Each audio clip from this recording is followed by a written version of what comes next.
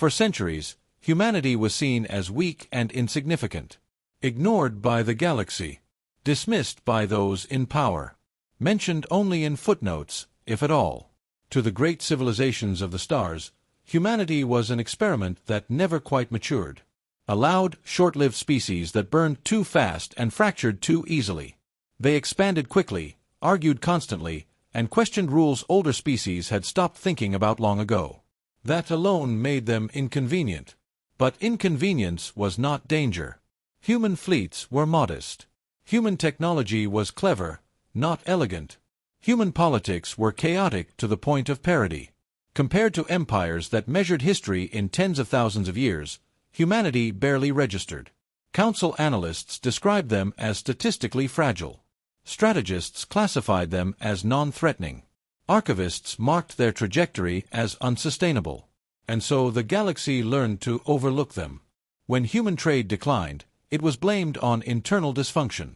When colonies withdrew from shared initiatives, it was explained as political infighting. When human representatives stopped attending council sessions altogether, no one asked why. They assumed the answer was obvious. Humanity had failed. Species failed all the time. Some collapsed under their own contradictions. Some were absorbed by stronger neighbors. Some simply faded when the universe stopped tolerating their growth. Humanity, with its noise, its defiance, its refusal to fall neatly in line, seemed destined for the same quiet end. Then humanity disappeared. No protests. No threats. No final broadcasts. Trade lanes leading to human space emptied. Diplomatic channels went dark. Civilian traffic rerouted inward and never returned. The endless human chatter, arguments, objections, demands, simply stopped. The galaxy barely noticed. A few council observers filed routine reports. Energy readings spiked briefly in human systems. Expected, they said. Dying civilizations often burned bright just before the end. Industrial output surged, then vanished from shared networks. The conclusion was filed. Humanity. Non-viable. The file was closed. No fleets were sent to confirm extinction. No observers dispatched to investigate the silence. There were always more important matters, border disputes, trade negotiations, ancient rivalries that actually mattered. Humanity wasn't worth the effort. What no one considered was that silence did not mean absence. It meant withdrawal. Humanity had not vanished because it was destroyed. It had vanished because it stopped trying to survive inside a system designed by others. While the galaxy assumed humanity had faded into history, something else was happening beyond mapped space, something quiet, deliberate, and dangerous. Humanity was not collapsing. They were shedding weakness. They were learning. They were preparing. And the greatest mistake the galaxy would ever make was believing that a species capable of adaptation had simply stopped. They thought humanity would never return. They were wrong. The Galactic Council tightened its grip. Not with warships or ultimatums, but with procedures, quiet, suffocating, and absolute. Humanity was placed under extended compliance review, a legal designation so vague it could last forever. It sounded temporary. It was anything but. Trade was cut. Human shipping licenses were suspended, pending clarification. Strategic materials were quietly reclassified, reactor substrates, medical compounds, advanced fabrication alloys, now restricted for security reasons. Dockyards delayed clearance until human vessels ran low on fuel. Contracts froze mid-transaction. Credit access vanished behind layers of audits and appeals that never reached conclusion. Supply chains that had taken generations to build unraveled in months. Rights were revoked. Human representatives lost voting privileges in council chambers. Then their right to speak. Then their access entirely. Travel permits were restricted under the guise of safety. Surveillance mandates were imposed for oversight. Council law, ancient, flexible, and selectively enforced, was suddenly applied with ruthless precision. Every action was legal. Every justification immaculate. Every appeal denied. Humanity protested through sanctioned channels, because that was all that remained. They cited treaties signed in good faith. Mutual defense clauses. Shared wars fought side by side. Human fleets had bled alongside Council armadas. Human engineers had rebuilt worlds that were not their own. The Council acknowledged the filings, then archived them. Sanctions tightened further. Insurance guilds raised transit costs until civilian travel became impossible. Navigation beacons along human routes went dark for maintenance.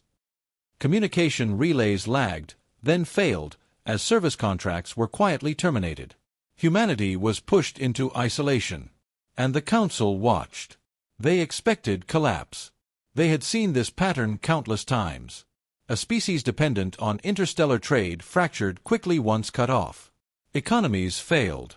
Political rivalries turned violent. Colonies turned on one another as resources dwindled. Refugees spilled outward, begging for reinstatement and protection. Humanity, with its endless arguments and visible divisions, should have shattered first.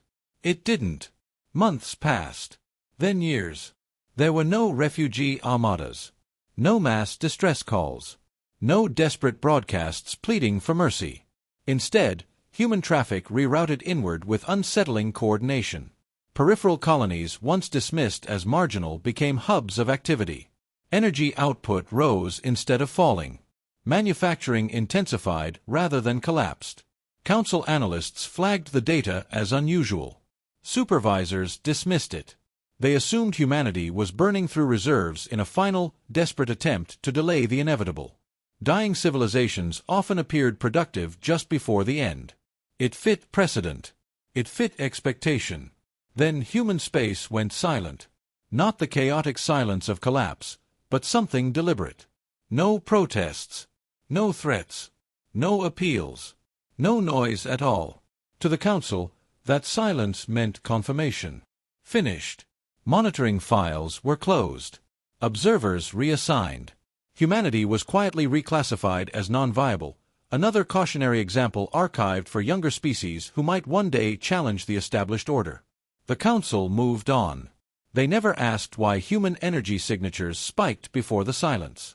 Never questioned why industrial output intensified instead of declined. Never wondered why a supposedly dying species stopped asking for help altogether. They never considered that humanity had reached a conclusion of its own. That dependence was weakness. That permission was vulnerability. That survival required removing every lever others could pull. The Council believed isolation was a punishment. For humanity, it was clarity. Every sanction burned away reliance. Every revoked right stripped illusion. Every closed door forced reinvention. The Council expected collapse. What they created instead was a civilization that no longer needed the galaxy's approval to exist.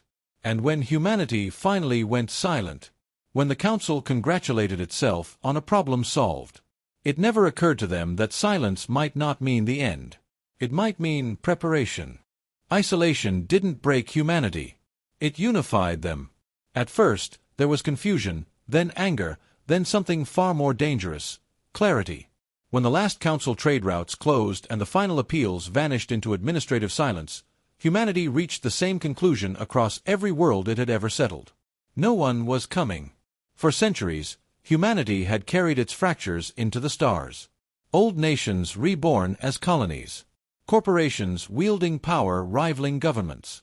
Ideologies exported wholesale to planets that had never known Earth. Those divisions survived because the galaxy allowed them to, because trade softened consequences and outside authority absorbed the cost of failure. Isolation stripped that illusion away. When shipments stopped, ideology didn't matter. When jump routes vanished, borders became irrelevant. When Council patrols ignored human distress calls, denial gave way to understanding. Division was no longer inefficient. It was fatal. Old divisions vanished, not through revolution or conquest, but necessity. Arguments that once dragged on for decades were settled in days. Sometimes hours. Not because humanity suddenly agreed on everything, but because survival demanded cooperation. You either worked together, or you didn't survive. Emergency coordination assemblies formed across human space. Not parliaments. Not senates. Survival councils. They were led not by career politicians, but by people who understood systems. Logisticians who knew how to keep supply chains alive, engineers who understood what failed first under pressure, medics who knew what shortages actually killed people. The questions were brutally simple. How do we feed everyone? How do we keep power stable? How do we make sure no colony stands alone? Corporations resisted at first. Profit collapsed without external markets. Some attempted hoarding, leveraging scarcity for control. They were outpaced, quickly, by cooperative networks that shared materials, labor, and data freely, producing more with less waste. Profit was replaced with continuity. Military forces followed. Fleets that once answered to different flags began operating together out of necessity. Joint patrols became shared commands. Shared commands hardened into permanent structures. Uniforms lost insignia. Ship hulls lost ownership markings. Culture remained. Identity remained. Authority changed. All colonies stood under one command. It wasn't declared. It wasn't voted on. It emerged. Command was not a government. It did not dictate belief, language, or culture. It coordinated survival. When command issued a directive, it was followed, not out of loyalty, but because it worked. Power grids synchronized. Food production stabilized. Manufacturing standards unified. A ship built in one system could be repaired in another without modification. Medical protocols standardized across worlds. Mortality rates dropped even as resources tightened. Redundancy replaced efficiency. Resilience replaced optimization. Humanity stopped functioning like competing states. They began functioning like a single organism. Education shifted almost overnight. Children learned systems thinking before history. Emergency response before politics. Every human learned something practical: fabrication, repair, medicine, logistics. Knowing how to keep something running became as fundamental as language. This wasn't militarization. It was preparation. Because if no one else would protect them, they would protect themselves. Defense replaced borders. Early warning arrays stretched far beyond mapped space, watching vectors no council doctrine had ever considered threats. Humanity assumed betrayal as baseline. They assumed isolation would return. They assumed help would not arrive in time. So they built accordingly. The galaxy never noticed. Council observers had been reassigned. Sensor coverage reduced. Reports hinting at unusual coordination were buried under bureaucracy or dismissed as statistical noise. Humanity faded from relevance exactly as expected. And humanity did nothing to correct that assumption. They had learned the value of being underestimated. While the Council congratulated itself on a problem solved, human space grew quieter and stronger. Colonies once separated by light years functioned like neighboring districts. Decisions that once took generations were made in days. Not through tyranny. Through shared responsibility. Isolation had done what centuries of diplomacy never could. It removed the illusion that someone else would step in. In its place, humanity built unity not from ideology, but necessity. Not from obedience, but trust. And when the galaxy finally looked back toward the region it believed was empty, it would not find a fractured species begging to be remembered. It would find something whole. Something prepared. Something that had learned the oldest rule of survival the hard way. If no one else will stand for you, you learn to stand together. In silence, humanity evolved. Cut off from the galaxy's noise, human space did not decay, it sharpened. Without observers, without approval to chase, progress stopped being theatrical. It became purposeful, ruthless, necessary. New engines came first. Humanity abandoned the galaxy's reliance on shortcuts through reality. Hyperspace lanes, fold corridors, slipstreams, fast, elegant, and fatally dependent on infrastructure controlled by others. When those paths were denied, humans chose something no sanction could touch: persistence. They built engines that pushed directly against spacetime itself. Drives that converted mass, time, and relentless force into motion. Inefficient by council standards. Brutal on materials. Slow compared to sanctioned travel. But they were absolute. Human ships no longer needed lanes, gates, or permission. If space existed, they could cross it. Travel became inevitable rather than conditional. They didn't arrive quickly. They arrived no matter what. Unbreakable shields followed. Not elegant energy veils meant to win short, glorious engagements, but layered systems of redundancy stacked upon redundancy. Fields nested within fields, reinforced by physical mass, geometric dispersion, and adaptive algorithms that treated damage as data. Human shields didn't try to negate force.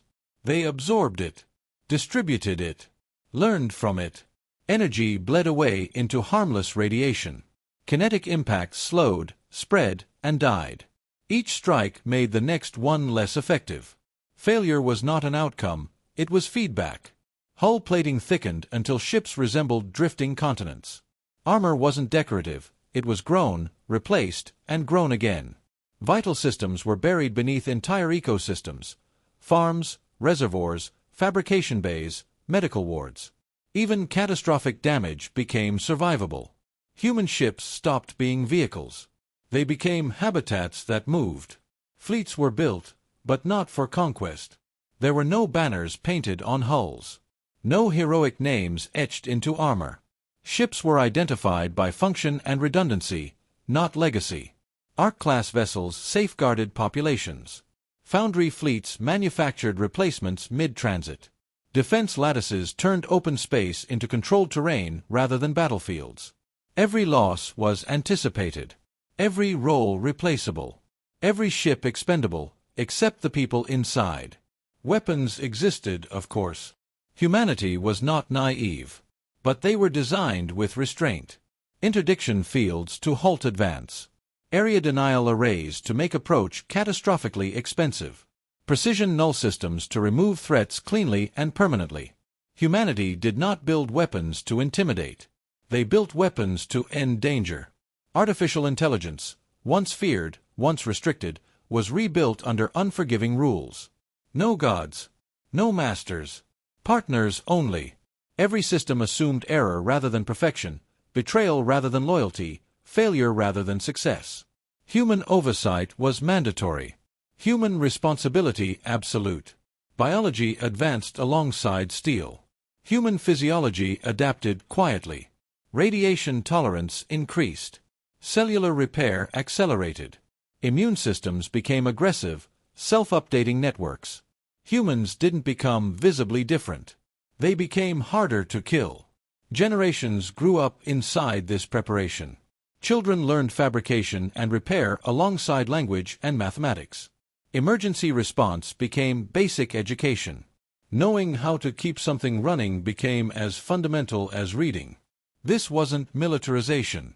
It was survival literacy. Beyond human space, the galaxy remained unaware.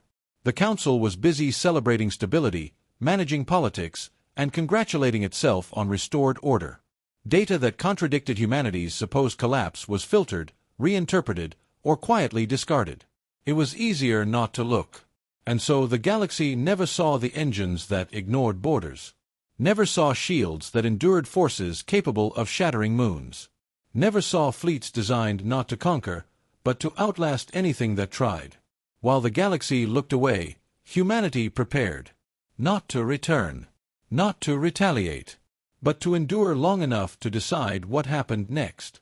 When silence was no longer enough, and the stars would once again need an answer. Then a new enemy appeared. There was no warning vote. No emergency resolution passed in time. One cycle, the outer systems reported routine traffic and stable borders. The next, those systems were screaming, and then they were gone. The first world fell in less than a day. Long-range sensors captured fragments before failing entirely. Violent spatial distortions, fleets emerging without lanes, ships that ignored every known limitation of propulsion and mass. The invaders were vast and asymmetrical, grown rather than built, their hulls shifting as if alive. They called themselves the Dominion. Worlds fell. Council defense fleets mobilized according to doctrine, careful, procedural, slow. They arrived to find debris fields where orbital cities had once hung. Moons were dismantled for raw material. Planetary crusts were split open with industrial precision. Atmospheres burned not as weapons, but as exhaust. The Dominion did not conquer. They harvested. Entire systems were stripped and abandoned, left silent and lifeless. Borders meant nothing. Treaties meant nothing. The Dominion advanced with relentless certainty, consuming everything useful and discarding the rest. Species were enslaved. Survivors were processed with mechanical indifference. Engineers were implanted with control nodes and forced to maintain Dominion warforms. Soldiers were chemically altered, stripped of identity, and thrown back into battle as expendable shock units. Civilian populations were reduced to labor stock, biological components feeding an ever-expanding machine. Those deemed unnecessary were erased. Refugees poured into council space carrying stories too horrific to dismiss. Worlds became processing hubs. Cultures were erased not through massacre, but repurposing, languages lost, histories overwritten, entire identities reduced to utility. The galaxy panicked. The Galactic Council convened emergency sessions that stretched on for cycles. Representatives shouted over one another, demanding action while assigning blame. Ancient powers argued jurisdiction. Younger species begged for protection. Military blocs refused to commit fleets without guarantees of reimbursement, territorial concessions, and command authority. The Council argued while systems burned. Votes were proposed. Votes were delayed. Votes were vetoed. Coalitions formed on paper and collapsed in practice. Fleets mobilized too slowly, bound by doctrines designed for limited wars, not extinction. Every decision required consensus, and consensus arrived only after another star went dark. When Council armadas finally met the Dominion in force, the outcome was catastrophic. Entire fleets vanished. Flagships were torn apart mid-transmission. The Dominion sacrificed ships freely, learning from every engagement, adapting faster than Council tacticians could respond. Weapons that had once decided wars barely slowed them. Within a few short cycles, the truth became unavoidable. The Council was losing. Worse, they had no plan left. That was when analysts noticed something strange. On Dominion expansion maps, there was a void. A vast region of space they did not enter. Not fortified. Not contested. Simply avoided. Advance vectors curved around it. Probes altered course without explanation. Entire Dominion formations diverted as if responding to a threat no one could see. That region aligned with old charts. Human space. The realization spread through the Council chamber like a vacuum breach. Humanity. A species isolated, sanctioned, and written off as gone. A civilization the Council had assumed would collapse quietly, and yet something about them caused an empire that devoured stars to hesitate. Fear replaced denial. Dormant channels were reactivated. Deprecated frequencies restored. Messages were drafted with careful language, acknowledging past misunderstandings, emphasizing shared extinction-level risk, invoking unity, cooperation, and survival. The first message went unanswered. So did the second. Worlds continued to fall. Finally, stripped of ceremony and pride, the Council broadcast a single, unfiltered transmission across every channel humanity had ever used. "We need your help." The reply came minutes later. Not from an ambassador. Not from a politician. From a calm, steady voice identified only as command. "We know," the voice said. "We've been observing." Relief swept through the chamber. Councilors spoke at once, offering everything that had once been denied: restored rights, full reintegration, permanent seats, shared authority. Concessions withheld for centuries were suddenly on the table. The human voice cut through the noise. "You isolated us," Command said. "You revoked our rights. You believed we were finished. What is happening now is not our responsibility." Panic erupted. "If the Dominion wins," a counselor pleaded, "humanity will fall as well." There was a pause, long enough to feel endless. "Yes," Command replied. "Eventually." Hope flickered. "So you'll help." "We didn't say that," the voice answered. "We said we understand the threat." Council displays changed. Data flooded the chamber: Dominion logistics, behavioral models, structural weaknesses mapped with unsettling precision. Entire campaigns already simulated. Failure points identified. Casualty projections calculated to the decimal. Humanity hadn't just been silent. They had been preparing. "We will engage the Dominion," Command said at last. "Because extinction does not respect borders." Relief washed through the chamber. "But understand this," the voice continued, colder now. "This is not a rescue." A pause. "This is what happens when you assume silence means absence." The transmission ended. And as Dominion fleets pushed deeper into Council space, the galaxy finally understood the truth behind humanity's disappearance. They had not vanished. They had not fallen. They had been waiting for a threat great enough to justify their return. The Council expected forgiveness. They believed desperation had a way of erasing memory. That when extinction loomed close enough, old betrayals would soften into unfortunate misunderstandings. Humanity, they assumed, would be furious, but relieved. Ready to return. Ready to help. Ready to forget. They were wrong. What the Council found instead was resolve. When dormant human channels finally reactivated, the Council chamber erupted into controlled chaos. Delegates spoke over one another, rushing to offer what had once been denied: restored rights, permanent council seats, shared military authority, reparations approved without debate. Concessions withheld for centuries were now placed on the table in moments. Humanity listened. There were no interruptions. No counteroffers. No visible emotion. Then they answered calmly. "We will decide when to act." The words struck harder than any refusal. Council representatives protested immediately. Time was running out. Every delay meant another world lost, another species enslaved. They demanded schedules, fleet deployments, commitments, anything that sounded like control, anything that restored the illusion of authority. They were given none. "Urgency did not save you," the human voice continued, "identified only as command. It blinded you. We will not repeat that mistake." The transmission ended. Silence followed, thick, alien, and terrifying. For the first time in galactic history, survival did not rest on ancient authority or collective vote. It rested on the judgment of a species the Council had already written off, and that species was not rushing. Far beyond mapped space, something began to move. In regions long labeled empty, where gravity charts blurred and sensor returns dissolved into static, human constructs awakened. Structures seeded during the earliest days of isolation came online in perfect synchronization, responding to signals that had never been broadcast. Foundries ignited. Stars were tapped, not consumed, not destroyed, but disciplined.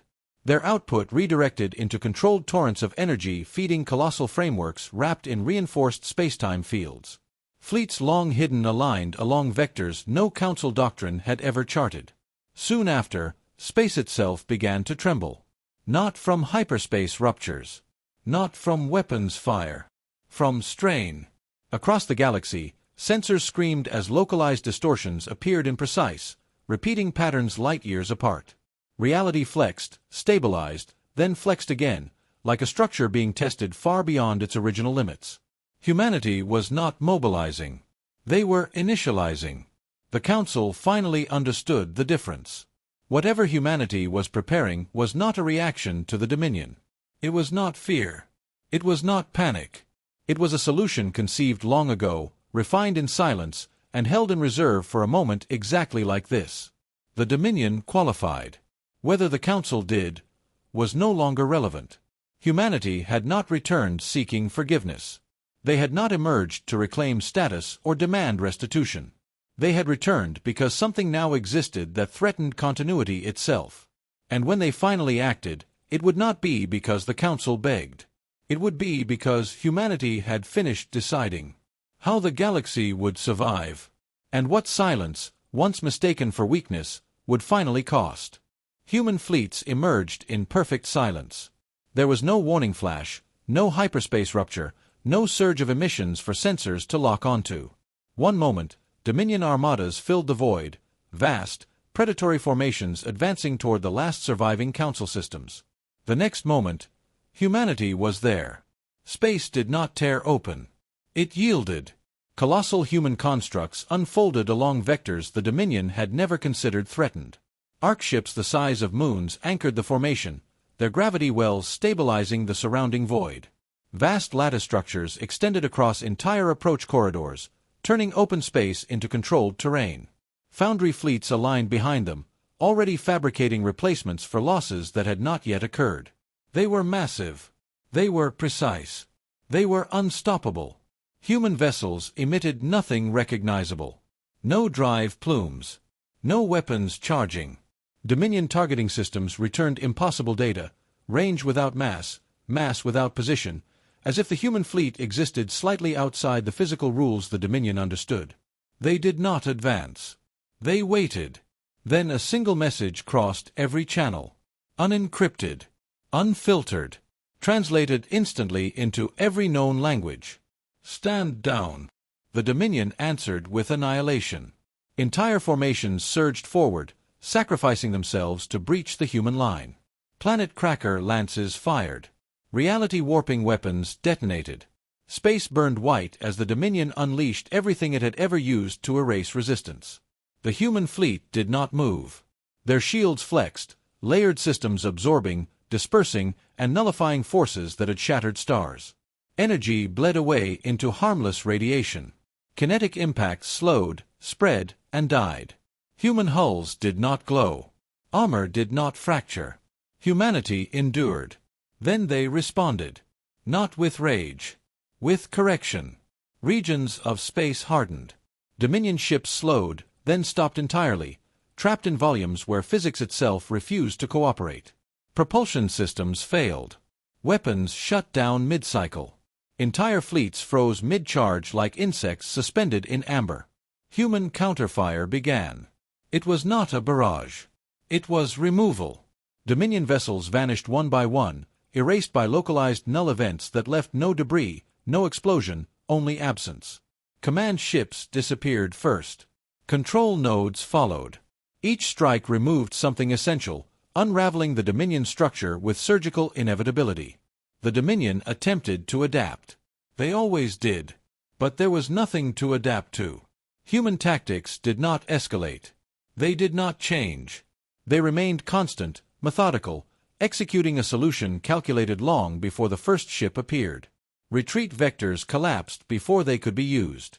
Reinforcements never arrived. Communication across Dominion formations degraded into static, then silence.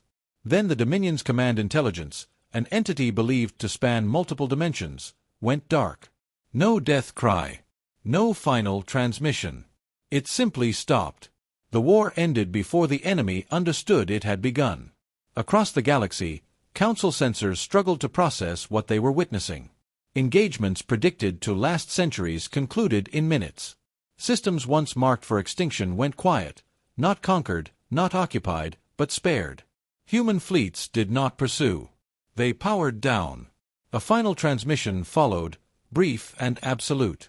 The threat has been neutralized. Do not pursue remnants. And then humanity withdrew. Space relaxed. Physics resumed its familiar shape. Human ships vanished as cleanly as they had arrived, leaving behind stunned silence, and survivors who barely understood why they were still alive. The galaxy had expected a war. What it witnessed instead was something far more unsettling. A demonstration. Proof that humanity had not returned to fight for survival. They had returned having already solved it. The Council tried to reclaim control. In the aftermath of the Dominion's sudden erasure, emergency sessions filled the ancient chambers once more. Borders were reaffirmed. Authority was restated. Committees formed to oversee reconstruction, threat analysis, and post-crisis stability. The Council spoke as if order had been preserved by foresight, as if the galaxy had survived because the system worked. It was too late. The galaxy remembered. Worlds remembered the silence while they burned. Species remembered the arguments that lasted longer than their civilizations. Survivors remembered who debated and who arrived. The Council still possessed fleets. They still held law. They still carried tradition older than most stars. But power no longer lived there. Humanity did not step forward to rule. They refused every offer. Permanent council seats. Supreme military authority. Emergency governance mandates over liberated systems. Each proposal was acknowledged, considered, and declined with the same calm certainty. We are not here to govern, came the final human transmission. Governance creates dependence. Dependence creates failure. Instead, humanity shared what it had learned in silence. Stabilization systems capable of repairing planetary damage once thought irreversible. Defensive architectures designed to prevent extinction, not to project dominance. Infrastructure models built on redundancy rather than efficiency, on endurance rather than elegance. They helped rebuild. Then they left. Humanity did not dismantle the Council. They made it irrelevant. Across the galaxy, something subtle but irreversible changed. Species stopped assuming someone else would protect them. Defense replaced prestige. Preparation replaced complacency. The illusion that safety could be outsourced, to ancient powers, to treaties, to distant authorities, began to fade. The Council still existed, but it no longer defined survival. And humanity, they faded back into the dark. Not hiding, not isolated, waiting. Human space remained distant and undefined, its borders unmapped, its fleets unseen. They did not occupy trade routes. They did not demand recognition. They existed beyond known space, where sensors strained and certainty failed. Watching, listening, enduring. The Council never again spoke of humanity's disappearance as a victory. They never dared. Because the galaxy now understood a truth that could not be debated away or buried in procedure. Humanity did not need to rule to matter. They did not need permission to act. They did not need gratitude to protect existence. They had survived abandonment. They had endured silence. They had returned only when something threatened everything. And that redefined power forever. So when the stars finally grew quiet, when the Dominion became memory instead of terror, one certainty spread across the galaxy, whispered between worlds and etched into every serious archive. If darkness rises again, if something ancient, merciless, or unimaginable reaches for the stars, humanity will be there. Not as rulers, not as saviors seeking praise, but as the ones who left once, and came back only when the universe truly needed them.